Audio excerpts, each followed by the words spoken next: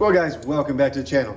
Today we're going to be talking about how to put a Razor Pro XP on. But before we can do that, we're going to build our own little winch hookup here. So if you got a winch on the front like I do, I'll show you how to do it in this one. If you don't, I got the white one. If you see out there, we'll be doing that skid plate next. That'll be a different video. I'll try to post it somewhere right in here. But if you can look up top here, I got an old 1800 barn that I used to rebuild my stuff in. And I got an eyelet like this. I got a drill bit that I'm gonna drill through the whole thing, long one from DeWalt. I got lock washers, heavy duty grade 8 lock washers that I'll put on here. I'll kind of show you how that goes. And then I'm gonna try to put a metal piece of plate here, drill through this at the same rate as the same hole as this. And then I'm gonna put it right up on top of there so it does not pull through. Do you really need that? Probably not, but hey, overkill is overkill.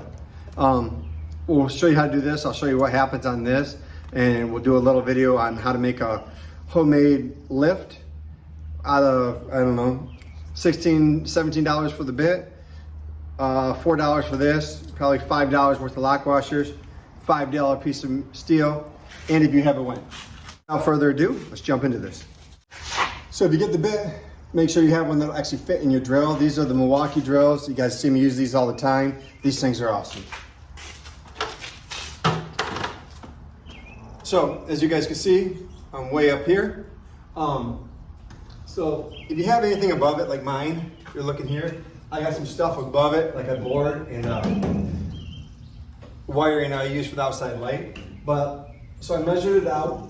What I'm gonna do is take my drill bit, measure out where it is.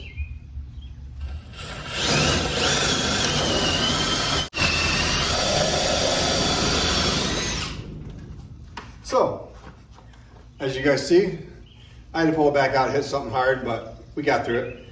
And I didn't use a drill bit, I actually used a metal bit. You don't need that much, but okay. Next part, if you look at me down here, I got another Milwaukee crap, which I always use a lot of. My metal bracket.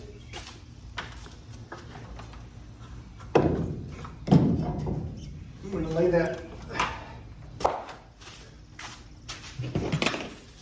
Don't mind the marks, I didn't need it on this one, but. So, I just lay it out, dead center, take my drill bit, put it back through.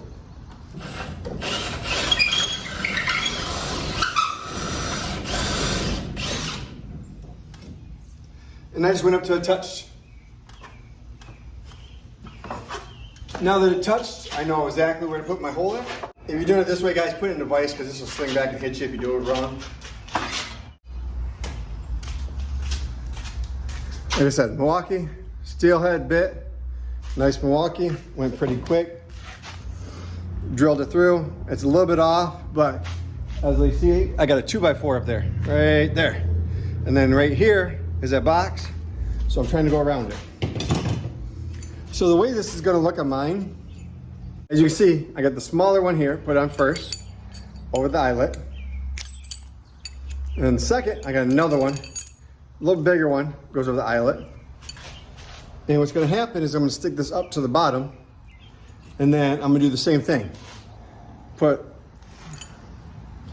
gonna put the bigger one on first, so it's against the frame.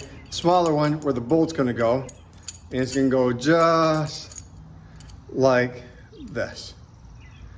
And then right here, a piece of metal will be in between here on the bottom. So we'll get up there and show you. Lay it out on top. As you can see, it's with distance, but just like I said, I'm gonna run this bolt all the way through. It's gonna go right through the metal up top. Big one first, small one next, and bolt.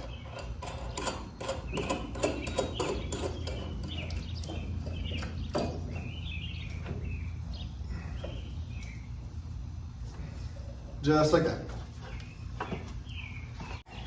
There's always a couple different options. You should put a regular size wrench in there. On this, I always take crescent wrench, pry bar, something along the lines.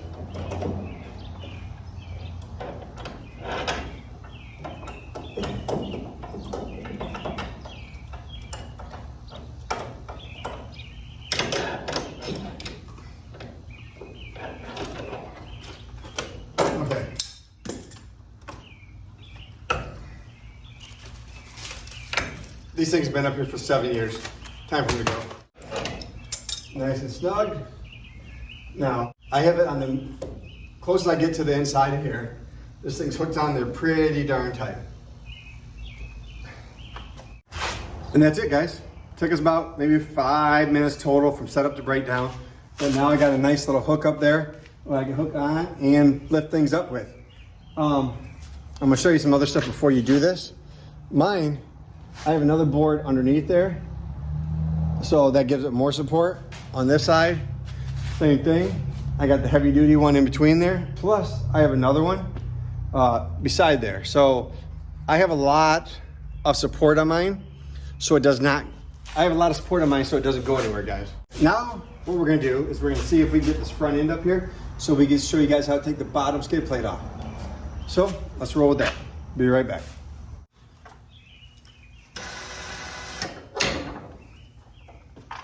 Guys, we got it all hooked up top. We got the winch hooked up. We have it in neutral. If you're gonna lift it like this, make sure nobody's around it. So just in case it drops.